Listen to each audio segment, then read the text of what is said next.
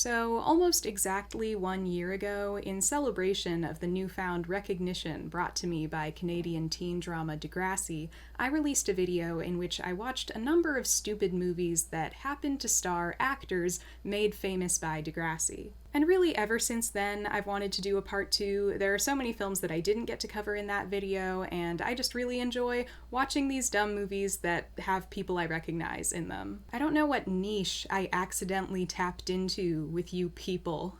You freaks. Just kidding. I am one of you, and I love talking about Degrassi. But I also do want the views. Anyway, I have curated 7 films for this sequel. I explained this in my first video, but basically Canada is a big hub for low-budget filmmaking due to Canadian tax exemptions available to filmmakers. So it's very common for television films and independent films to be filmed in Canada, and Degrassi, being a long-running show with a large, constantly rotating ensemble cast, yields a lot of B to C-list actors who are just waiting to be cast in these Canadian films. Unlike in my first video, I will be ranking these films in order from worst to best, or more accurately from least entertaining to most entertaining. Believe me, I'm not saying the top films on this list are necessarily any good. I have also created for this exercise not a drinking game, although you could use this template for one, but a bingo of sorts. Here are my squares. More than one Degrassi actor in a movie. A Degrassi actor has a way smaller part in the movie than I thought. Someone says the title of the movie out loud. One of the movies is near impossible to find or track down a copy of. The actor Eric Osborne, aka Miles, dies in a movie, giving me the opportunity to make a Sayonara Miles Hollingsworth joke. Sayonara Miles Hollingsworth. Too many months now, my heart. Any Degrassi actor dies, meaning other than Eric Osborne, I guess. Something in a movie allows me to reference my Degrassi video. A movie has absurdly flawed morality, a la She's Too Young. Hey, guess what, guys? I have syphilis.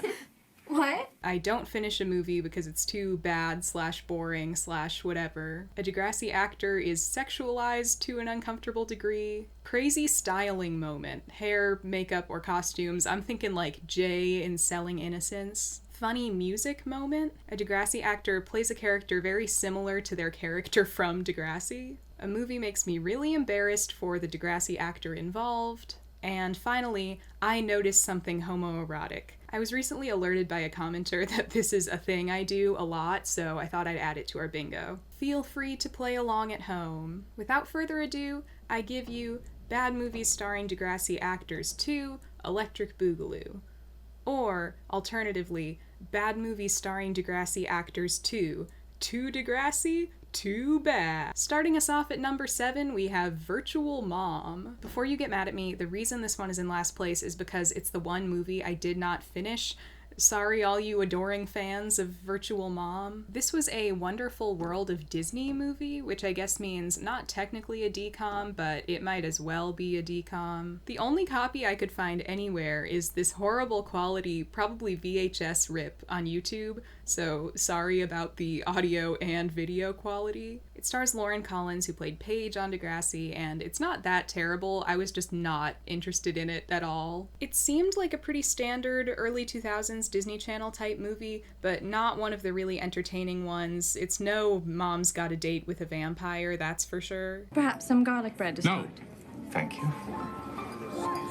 It was okay, but I was really not looking forward to watching the entire thing. And then I remembered I didn't have to. I'm my own boss. So I don't have much to say about this one. There are a couple of weird moments right at the beginning. Idea of sexual foreplay was... Okay, wait, that is not for your virgin ears.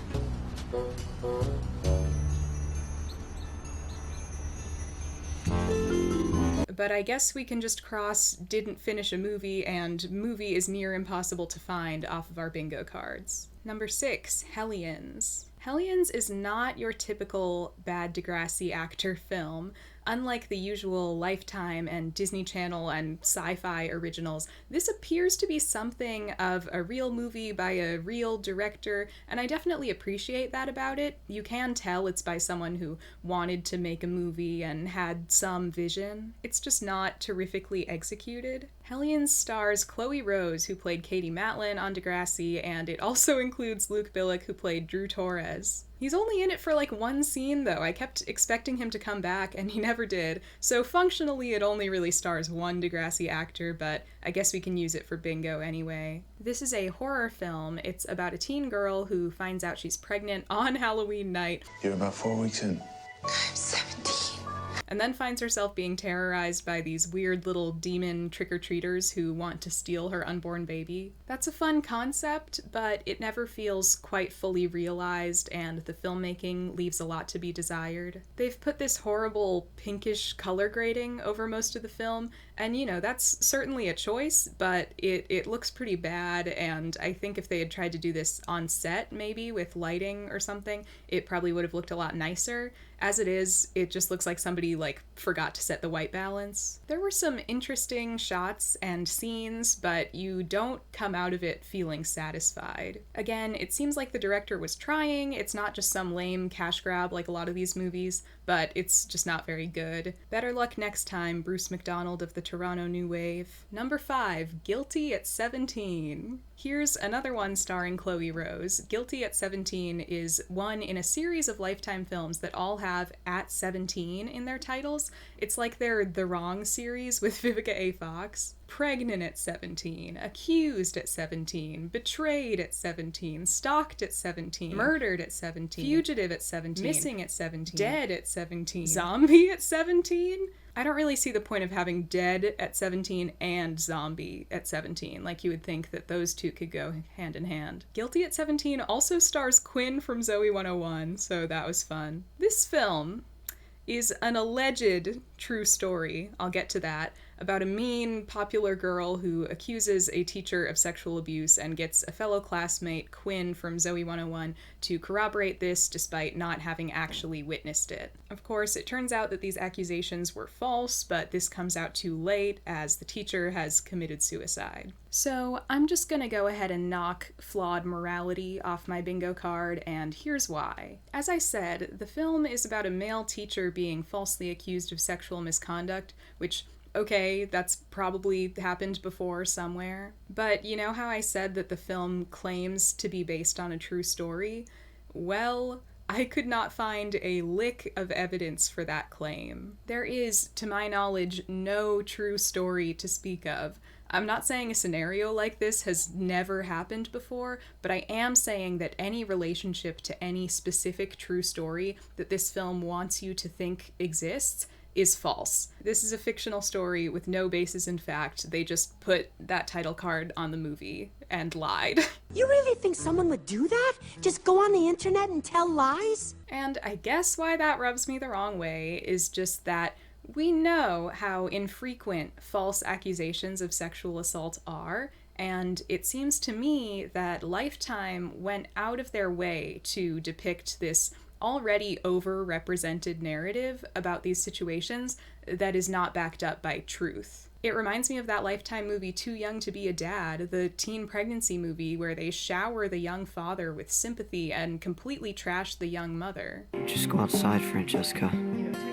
Lifetime, why do you keep going out of your way to give the benefit of the doubt to people who already get privileged treatment in real life? Whatever. There is a funny subplot in this one where the daughter of the accused man is working in Uganda for some reason, which I was not prepared for. So at one point they just cut to a new scene and there's like a title card saying we're in Uganda, and it's like, wait, why are we in Uganda? This is completely insane. It's also so clear that they filmed this in like Florida, or realistically probably just Alberta or something. Then there's this moment later on when this guy that she went to high school with, played by another actor who appeared on Degrassi, says this to her. Africa.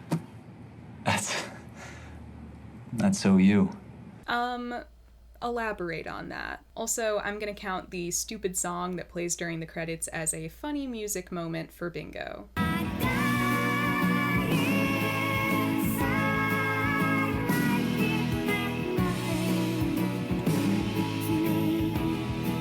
Number 4, Devil's Diary. Devil's Diary is a Lifetime horror movie that I actually watched for my first video, but I must not have been paying attention or something because I managed to completely forget to include it in my script for that video. So I watched it again. This one has Miriam McDonald, aka Emma Nelson, as well as Diana Casalus, hope I'm saying that right, aka Alex Nunez. It also stars Alex Johnson, star of Instant Star, a show by the same company as Degrassi, who also sang the theme song for several seasons of Degrassi, and whose name I famously mispronounced in my Degrassi video. Then they used a version sung by Alexis Johnson. I'm sorry, but you can't just put a Z on the end of the name Alex and expect me to think it's pronounced normally. Sorry, a Z for all you Canadians. Anyway, in Devil's Diary, these two outcast teen girls find a spooky book in the graveyard, and it's kind of like a death note where if you write a terrible fate for someone in the book, it'll come true. I wish she would break both of her perfect little legs.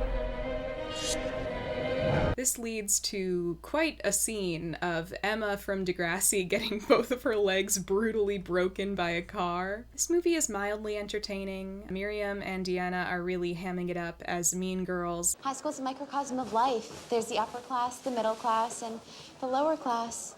That is so true, Heather. Ursula Wilson is an ugly tramp who deserves to lose all of her teeth, all of her hair, and choke on her own vomit. And also one of the lead girls is named Ursula, which is just unbelievable enough to be kind of funny. Hi, Ursula. You look good. It's also unbelievable to me that Alex Johnson's character would be unpopular in high school. She looks like a model. They could have at least tried to style her down a little bit. There's a great Degrassi-style "you're just jealous" scene. You're just jealous. You've always been jealous of me. What are you talking about? She's just using you, Manny. No, you're just jealous. And then, right at the end, Beck from Victorious shows up. It's alive again. Pretty amazing ending on the whole. This movie isn't that good or funny, but it's pretty interesting just as a novelty. Lifetime doesn't do straight-up horror movies that often, so it's fun to see how they execute that. I think I also just find it funny to watch people furiously writing in a diary like their lives depend on it.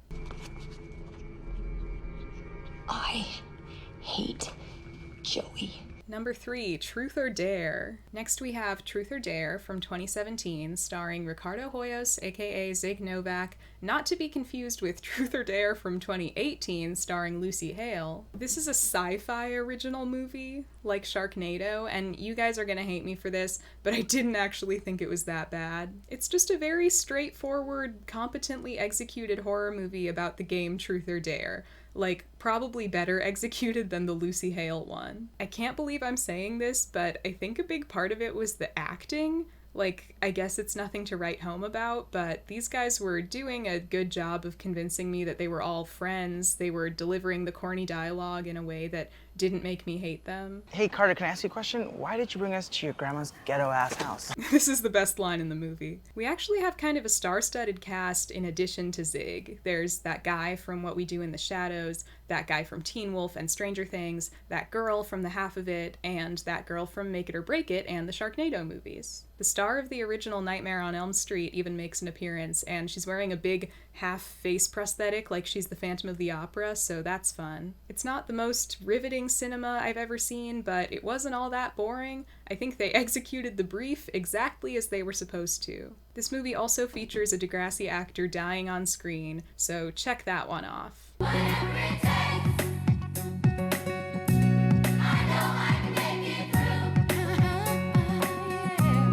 Number 2, I Do or Die, a Killer Arrangement. I was super excited for this one. I was originally planning to cover this one in my first video too, but I just didn't watch it for some reason. I think I was like still so fresh off of watching and hating Degrassi Next Class that I almost wasn't ready to watch a movie like this with so many prominent Degrassi Next Class actors in it. But I'm ready now. I haven't touched Next Class in over a year. The wounds are less fresh.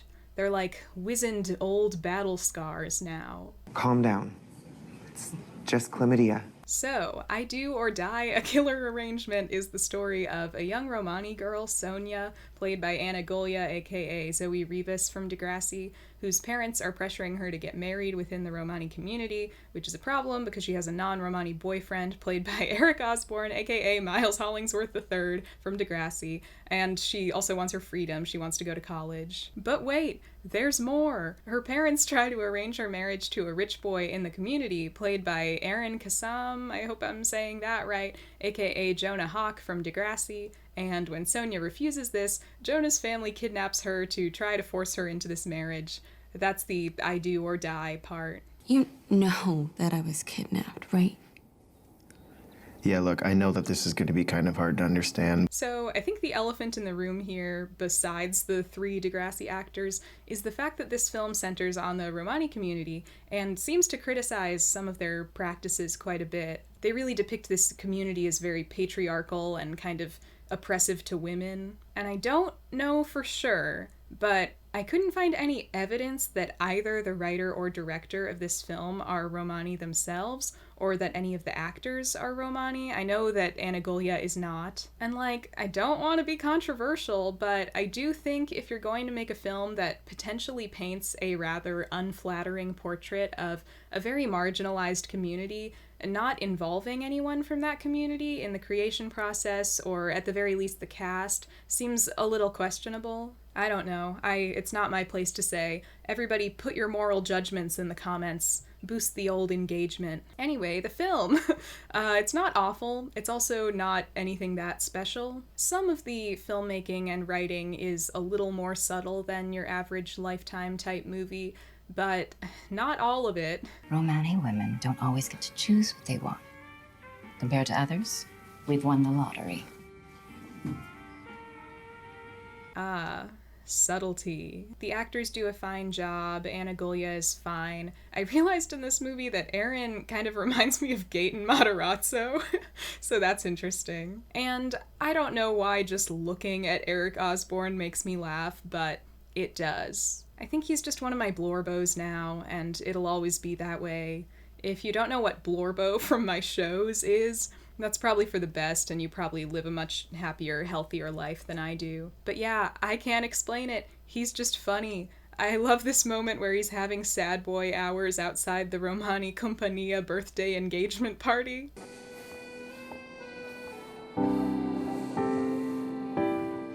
I believe a compagnia is a type of Romani community. They say this word so much in this movie. The whole compagnia is going to be celebrating at the Raices tonight. Lots of boys from the compagnia will be there. She's not good for the compagnia. I learned a lot of new vocab from I Do or Die. Apparently the Romani word for a non-Romani person is gorger. This movie says that a lot too. Starting to look like a gorger. I know you're learning a lot at the Gorger School. Why go to that Gorger school anyway? Not supposed to be talking to gorgers. I did enjoy the drama of a girl gets kidnapped and is forced to dress up pretty by an intimidating rich family. That was very Wattpad. There's actually a 4th Degrassi actor in this. When Sonia gets kidnapped, it turns out that her kidnapping would-be mother-in-law is Joey Jeremiah's ex-girlfriend Sydney. Queen. More funny things. In this scene where the dad is forcefully imprisoning Sonia in their house, at first you can't really see what he's doing, and the score playing has this sharp clapping noise in it. Dad! Stop! Dad! Stop! So at first I thought the dad was supposed to be slapping her repeatedly and they were just using really bad sound effects. But no, it was just music. As far as Bingo, Eric Osborne's character doesn't die in this, but he does get shot. Stop! So I feel like that counts for half a point. Is that how Bingo works? The film also ends with Jonah from Degrassi almost shooting and killing Zoe and Miles from Degrassi, which I just thought was great. Finally, this isn't really related to the movie itself, but I was watching it on Tubi with ads, and I got this ad with a really funny line in it. I could have waited to tell my doctor my heart was racing just making spaghetti, but I didn't wait. And finally, number 1, Country Crush. I guarantee you're not ready for Country Crush. I say that because I was not ready for Country Crush. I was very excited for this movie. It stars one of our most iconic and successful Degrassi actors, Monroe Chambers, aka Eli Goldsworthy. It tricks you into thinking that things are fine. They're not fine. Nothing is fine. It's all wrong. They ask you how you are, you just have to say that you're fine when you're not really fine. And it appears to be a Hallmark-style country romance, so all of that is very promising to me. Now, before watching it, I saw in the summary that one of the characters was a country singer and the genre was described as musical. So I was like, okay, I guess we're gonna get like some diegetic music sequences where the girl sings a country song or two. Boy, was I wrong. Like 4 minutes into this movie, we're in the middle of a normal dialogue scene between these two brothers when... You take it. Every chance. When Dad left town, leaving Mom with the house. I even have it written in the notes I was taking while watching it. I was so shocked. I was not expecting this to be a traditional musical. And you feel the same way every time a song happens. The transition between dialogue and singing is always so abrupt and jarring. You coming? Yeah. I know you wonder what makes a guy tick. You got it. Scared to death, I hold my breath. You know me, right? No risks. Right. Crimson sky meets the land. I'm better than this, ever this is.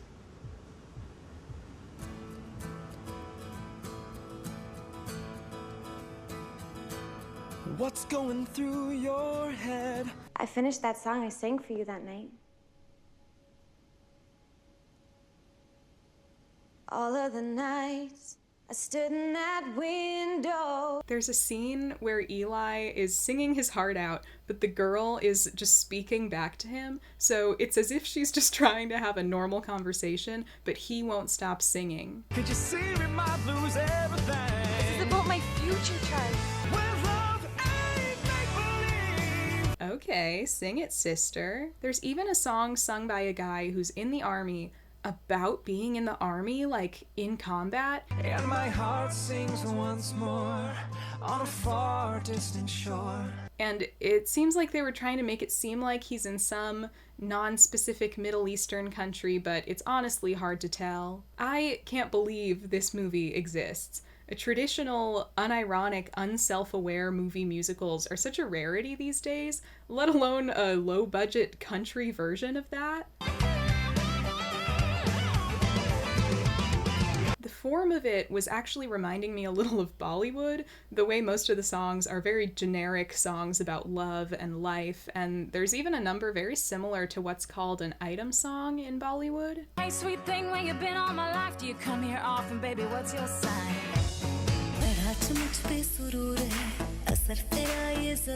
The phenomenon of the item song does not really exist in the Western musical, but it does exist in Country Crush somehow. You guys have to watch this movie. The plot doesn't matter. You can imagine what the plot is. We're in the country and somebody has a crush. The girl is dating this jerk music producer at the beginning, and you can tell he's a jerk because he drinks Russian Standard on the job. Obviously, she has to find comfort in the arms of Eli Goldsworthy, a humble mechanic who only drinks American brewskis. Can I get a peach and honey sangria, half the OJ, double the lime? And if you guys have fresh peaches instead of frozen peaches, that'd be great. Thanks. Peaches? 2 beers. Yeah. He always just asks for a beer without specifying a brand or anything. Yeah, can I get a beer? There's this song where Eli is showing the girl a good time at the local jamboree, because that's one of the plot elements, and the lyrics of the song are like, "You've never had so much fun in your life." Have you ever had so much fun in your life? And I was watching it like, seriously, baby girl, you've never had so much fun as when you were line dancing at the buttfuck nowhere Bible Belt Town Jamboree. There are so many weird little details in this movie. The hook of this one song is just absurdly written. What if all the clocks were suddenly broken? Like, they could have just said, "What if we could stop time?" But no, they chose to say this. What if all the clocks were And on top of that, once Eli's character shows up in this song, the song becomes a split screen, and it does not cut away from Eli for the rest of the song. His entire part of the scene is just one continuous take, not in an artistic way, in an incompetent way. So there's a long stretch where it's someone else's verse and he isn't singing, and you can just see him kind of trying to fill the time, waiting for his part to come up. I don't know what I'm doing, if I'm just some sort of dream. How did I get here? My thoughts are all about him, but tell me how can that be? I like it, that's clear. Sometimes the door's put in front of you. Do you keep it closed or walk on through? There are so many more funny things in this movie, but I'm not going to tell you all of them because, to be honest, after watching it a second time, I kind of want to make an entire video about it, so stay tuned. I honestly think this movie could be big in bad movie circles. It's just waiting to become a cult classic. Oh, hey, Mark. Oh, hi, Mark. By the way, thank you to Jillian Christina for suggesting that I watch this 7 months ago. You changed my life, it turns out. But as much as I love Country Crush, I think I also have to cross a movie makes me really embarrassed for the Degrassi actor involved off of my bingo card. Monroe, blink twice if you need me to call someone. Well, another year, another set of bad Degrassi actor movies. I always kind of have this hope that at some point, some Degrassi actor will see one of these videos, but to my knowledge, that hasn't happened yet. If any of you watching have any connections to Degrassi actors, I really need you to get on that. I want to humble some people. Or, you know, just get them to be in my YouTube videos. I guess I'm holding out hope for a big hitter like Cassie Steele or Monroe Chambers or Lyle Letta just so I can get him to say the line. Sayonara, Miles Hollingsworth. But I'd settle for like parent actors or, I don't know, that homophobic guy from the Friendship Club. Hit me up, Linus. Let me know if I missed your favorite bad movie starring a Degrassi actor. The list is virtually endless, so I'm not writing off another potential sequel in this series. And subscribe if you want to see more of whatever this has been. I got a bingo. I actually rigged the card as I was writing this video so that I would win, but then I forgot to think of anything to have happen when I won, so... Are you alright, Miles? You've hardly touched your Baja Blast.